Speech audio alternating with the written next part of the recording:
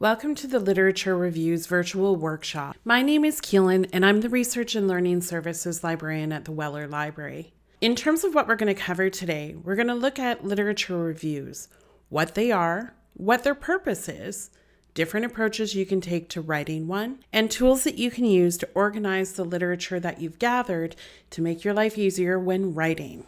We encounter literature reviews everywhere we look in academia, from books and book chapters to journal articles, review articles, theses and dissertations, government reports, grade literature, and more.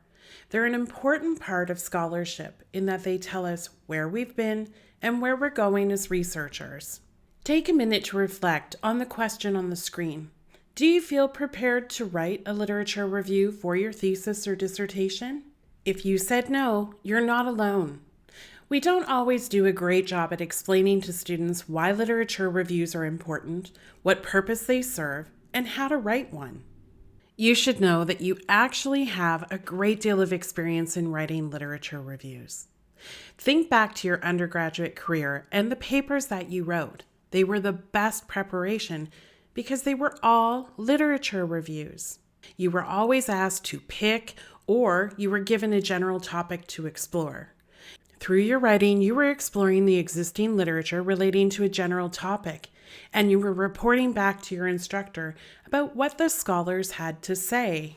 The focus and the scope of your writing changed throughout your 4 years, from broad topics to more focused and intense seminar courses, which may have culminated in a major research paper, capstone project, or an honors thesis. Your research and writing skills have evolved throughout your university career. Thinking back to first year, the goal was for you to understand your assignments, find appropriate materials, access them, assess them, and cite them in order to write short papers. The second and third years of university, you were building on the skills you acquired in the previous years, and you will have noticed a narrowing in the focus of your coursework. You were expected to use an increased number of sources with varying types. Your reading skills will have improved, as well as your ability to identify arguments and to analyze them. But most importantly, it was your ability to create connections between the readings, understanding that research does not exist in isolation. By fourth year, students are participating in seminar and research courses where they're expected to become more independent in terms of their research skills, as well as their abilities to fully explore the nuances of narrow research topics. It's at this time that students are expected to use extensive use of academic scholarship, and you will have noticed that there was an improved ability to read and integrate that scholarship into your writing. By this point, students demonstrate an increased ability to identify the debates within the existing literature, as well as the themes, and they're able to draw and justify conclusions based on their assessment of the scholarship.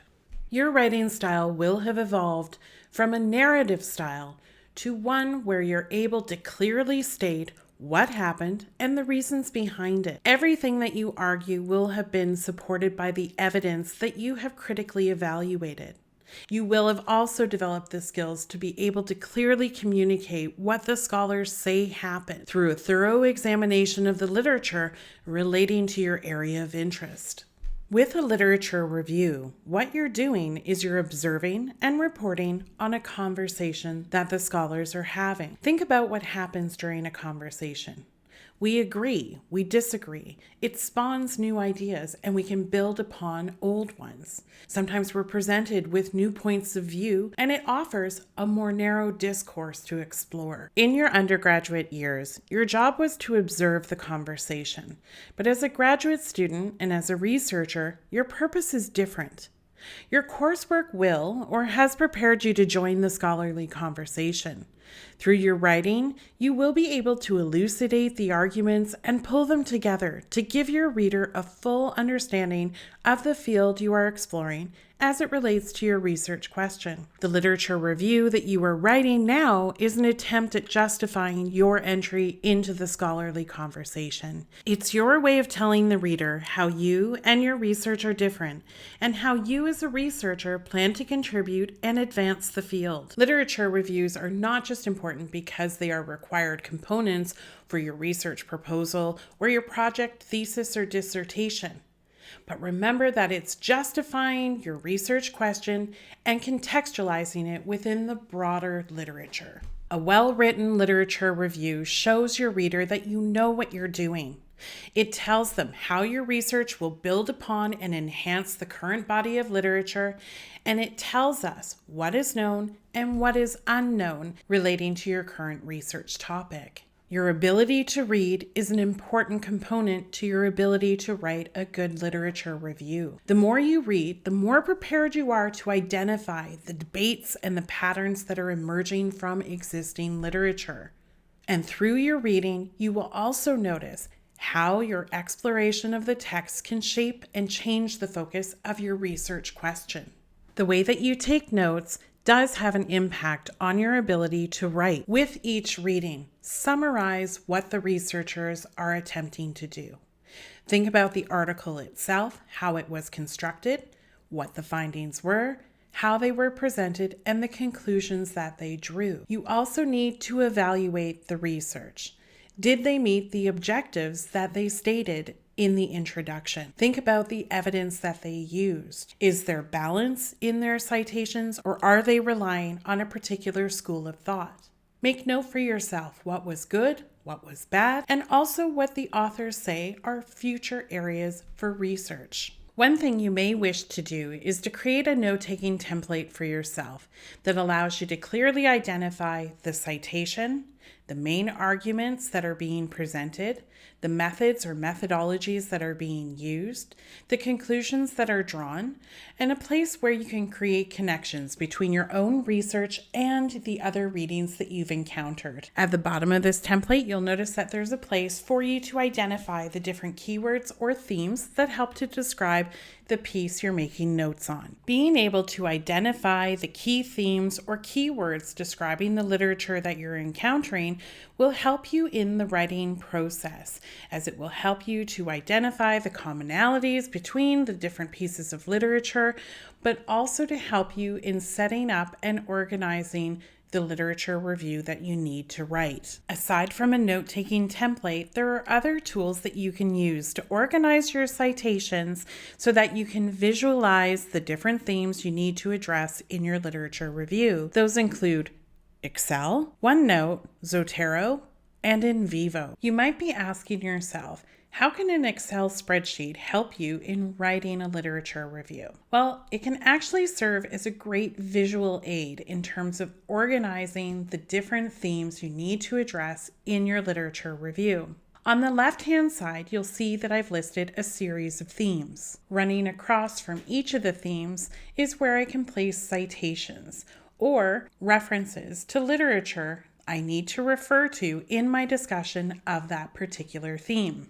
Here's an example of how a spreadsheet can be used to assist you in your writing of a literature review. Down the left-hand side, you'll see various themes that I've identified through my reading of the literature: ableism, accommodation, barriers, employment, data and statistics, language, models of disability. You'll also notice that there are some that have sub-themes within them. The theme of barrier is an example of this. Within my reading of the literature, I was able to identify that barriers disabled persons encounter include barriers to participation, physical space barriers, and policy as barriers.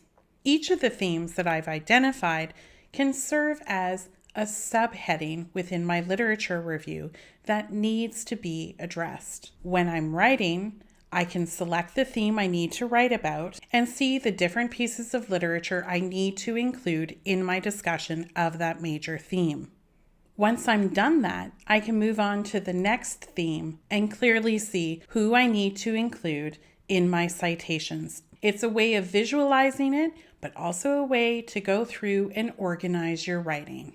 Another tool that's available to you is Microsoft OneNote. In here, you can create a template for note-taking that allows you to place the reference at the top and run your themes down the left-hand side. It serves as a filing cabinet. When I open up a particular drawer, I can see the names of the authors of the pieces that I've already consulted and read. When I click on a particular entry, it brings me to my notes, where I have the citation at the top and I have the themes running through on the left-hand side with my notes just to the right of them. Everything in this entry has been color-coded so that I can visualize the different themes I need to address in my literature review.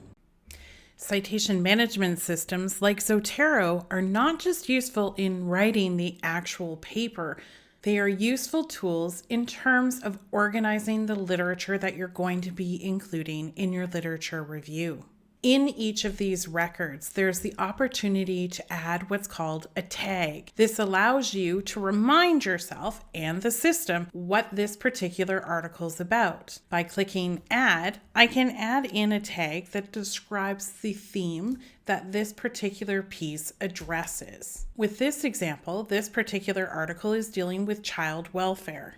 I've now attached that tag to this particular article. This means that when I'm looking at my library as a whole, if I'm looking for all of the pieces I have relating to child welfare, I can search that tag or the theme that I've identified. I'll put it in the search box here, hit enter, and it brings up all of the books and journal articles I have that relate to that particular theme. Not only is citation management software useful in the creation of citations when we're writing, adding in tags to identify particular themes that run throughout the literature, but I can also create annotations within Zotero. If I click on the Notes tab within a particular record, I can click Add, which allows me to create notes that I can also format to look any way I like. I can also add in external links. Having this note feature is really handy if I need to remind myself what a particular article or book was about. For larger projects or literature reviews for a thesis or a dissertation, NVivo is a great tool to utilize. NVivo allows you to store documents and citations so that you can code them as you're reading to identify the specific themes that need to be addressed. This is one of my favorite tools to use when doing a literature review. NVivo allows me to import files directly into the software so that I can code as I'm reading. Once I've imported the document directly into NVivo, the PDF will show up. I can code the text as I'm reading. So if I find a particular section that is relevant, that I think will be a major theme in my paper or in my research, I can highlight that section and then go up to the top and click on the button that says Code. This allows me to apply already existing codes to that particular section of text or to apply a new code. Here's an example of applying a previously existing code to a section of text. Here I've identified that it relates to the social model of disability, and by just typing in a few keywords, it highlights for me that I've already created a particular code relating to the social model under language. All I have to do is then click Social Model, and you'll see on the left-hand side that it's been added. This means that if I go over to the names of the codes that are already existing on the left-hand side, I'm going to open up the tree for language, where I can see that social model language already exists. If I double-click on this particular code, it's going to bring up all of the references that I have already coded to that particular theme, which includes the article that I just coded. As I continue reading and highlighting text, if there's a new section within the article that I need to code using a code that has not been used before, all you have to do is add in the term. If when I add in the term, what I'm looking to code does not relate to the codes that already exist, I can create a new code by going over to the right-hand side, and under Code to New, I can click on the new code I would like to create. After I've created it, you'll see that it appears on the left-hand side. Coding is an iterative process, which means your codes will change based on your understanding of the literature in your field. If I need to make changes, all I have to do is right-click on the code I want to change, click Get Info, and make the changes in the name box. Once I've completed that, I can click Done, and you'll see that the change is immediate. So let's look to see how this can be useful during the writing process. I can create a hierarchy chart, which will list for me where the emphasis of my research and my coding lies. It's a visualization that allows me to see where I should place emphasis. From this chart, I can see that a great portion of my writing should be dedicated to the areas of EDI, accommodation, tenure and promotion, and leaves. So over on the left-hand side, if I open up my menu for EDI, I can see all of the coded data that I have as it relates to EDI. As I'm writing, if I decide that I'm going to be going through and addressing the issue of EDI as it relates to barriers and obstacles, I can double click on that code to be brought to all of the references that have been highlighted and coded to that particular theme. If when I'm reading and I'm going through, I need to place this particular section of text within the context of the document as a whole, what I can do is click on the hyperlink at the top to bring me directly to the portion of text that I had highlighted. A more in-depth video on how to access NVivo and how to use it has been created and has been included on the LibGuide for your course. Well, you've successfully made it to the end of yet another video. Please let me know if you have any questions.